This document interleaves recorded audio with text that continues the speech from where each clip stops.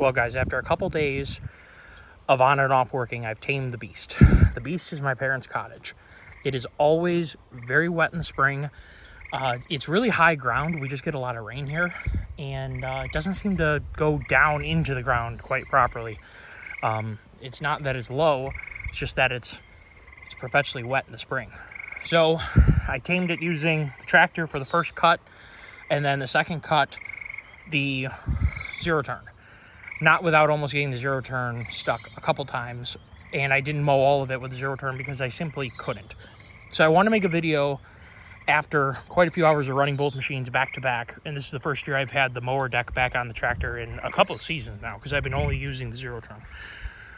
And I've been doing that because zero turn is fast, amazing cut quality, and it's super light, and it works really well to tow the like a yard roller around. The other thing that a tractor does, especially when the ground is wet, is it makes more imprints. That's one thing that the tractor you can't get around. The tractor weighs more, especially the fronts. Ground pressure is rather high.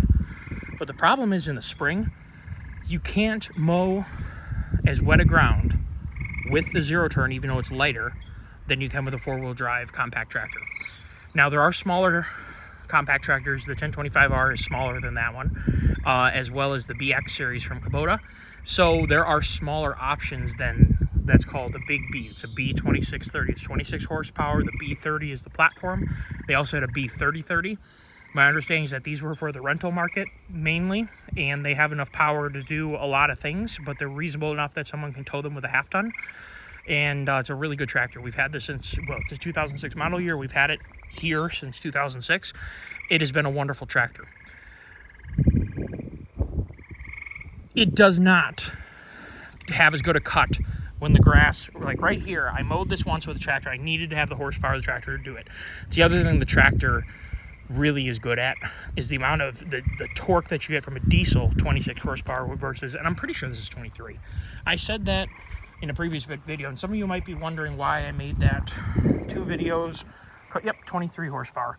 23 horsepower Kawasaki. Ugh. Poor thing got dirty. One of the problems you have is it's only rear-wheel drive, but the other thing is you have very little leverage to turn. So when the ground is wet, if you have a garden tractor, a riding lawnmower or a garden tractor actually does better in the wet than a zero turn, in my opinion, from my experience. So if you have a constantly wet property that you can't afford to have downtime on, you may consider a riding lawnmower as a better choice. When you have dry ground, it is very fast to mow with a zero turn. The cut quality is beautiful. This all was done with zero turn for spring cut. After how long this was, it's absolutely beautiful. Now, the Kubota, because it has huge rear tires, this thing is so much more drive, and it makes, I'm going to say, less of a mess to the surface, but it makes more of a mess to the subsoil. The zero turn tears the grass up when you turn in the spring. It's just the nature of the beast. The Kubota really doesn't, but what it does is it makes deep undulations in the ground when it's this wet. So you end up with an unsmooth lawn, and you need to use a lawn roller so you're not scalping. Now, it's not, there are spots where it is bad enough to scalp, yes, but it's not 100% that bad. It's really only in the really soupy areas where if you stepped out and you put your foot in the ground, you could actually see, water bubbling out of the mud. That's wet enough to cause a problem. So I want to make a quick comparison. You guys may have been wondering why I put a, unedited video of the two mowing the lawn. When the grass is that thick, that green, and that wet, and here in the spring, the job is just to get the grass mowed down, because now the grass is mowed down, it's going to evaporate all the water out of it or dry the top portion of the soil. It's going to grow like crazy. We don't bag and we don't fertilize. Our lawn is more or less weed-free, and it is more or less, I think it's a very healthy lawn. We don't use any chemicals or anything. We simply do our best to mulch up the grass. Now, Gravely doesn't use mulching blades. Their grades are a high lift blade specific for their deck design. So you're not going to get the mulching effect of, like a real mulching blade like you can buy for other units. But the Smoothness is rather smooth. Now, these are the blades from last year. What I generally do is I get the first couple cuts done in the spring, at least before I take them off and grind them.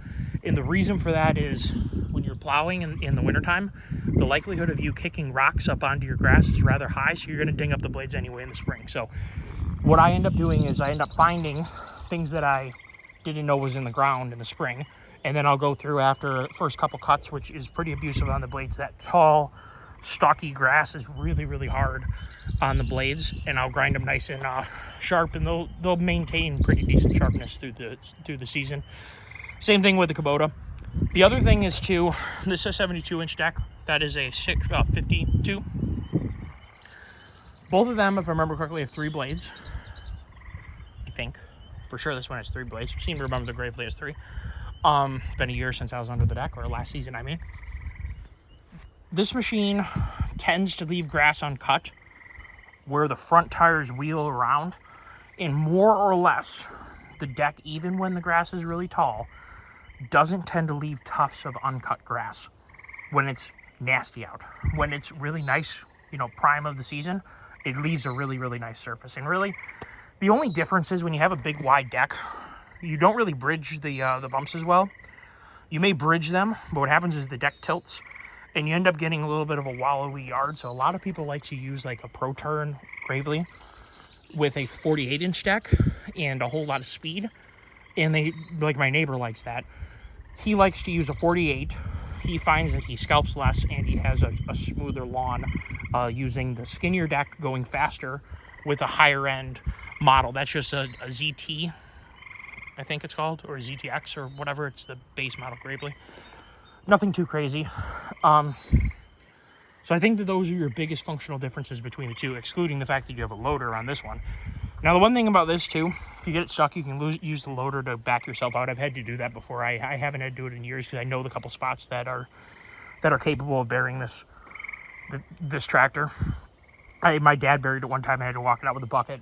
So you do have that, and you obviously have 3-point functionality. You also have rear PTO functionality. So obviously the combined utility of a compact tractor is awesome.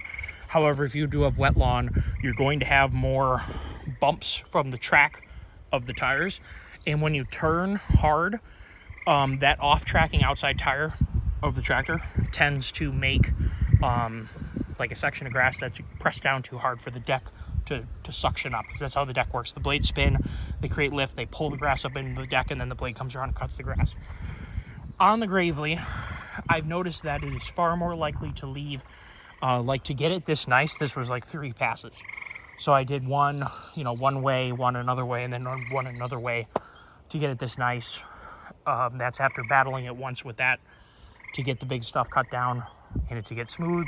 Because this grass, I'm going to call it very healthy, I just mowed this, I think I mowed this yesterday, and it's already, it has grown some already. So it's very quick growing grass here, very thick petals. It's very healthy grass. It can be a real fighter. Now, like I said, I did get it muddy because I almost buried it. There's just one of the things with zero turns, they really are pigs, just horrible pigs. You have to play the role of the land if you can. Do not try and go uphill in the mud. You might be able to get some speed coming downhill and force yourself through a muddy patch, but you really need to stay off the mud in a zero turn. So that's, I guess, your biggest differences. If you're going to have one piece of property and only want to have one machine, pretty hard to beat this combination. But I have heavily used, I have basically, I think, 100 hours now on this. 90.6, 90.8, so getting close to 100 hours. I've used this thing heavily. This has about 300 hours. A little more than that, actually. It's been a little while since I looked. I think it's like 330. 333.5. So this one's been around a little while. Excellent unit. I love this size tractor. These tires are not filled, so they work really well on the ground. They are turf tires, obviously. Awesome setup.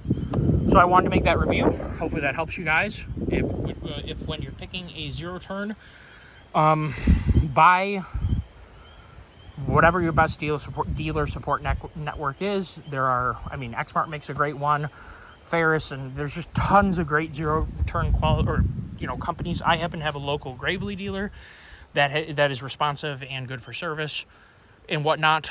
Should you break something, I hope I don't, because I really don't want to deal with that. And I have now, it's the same company that is the Kubota and the Gravely place, so that's interesting. Used to be that the Kubota was a different place. But yeah, I think that covers the bases. So if you guys need a new piece of equipment for your property, hopefully this helps you differentiate between the two and figure out what might work best for your specific property. Remember, the traction of a compact tractor always trumps zero turn, and I think we can safely say, especially with a quality zero turn, the cut quality is always going to trump that of a compact tractor, but the utility here as a whole is pretty fantastic. Thank you guys for tuning in, and have a great day.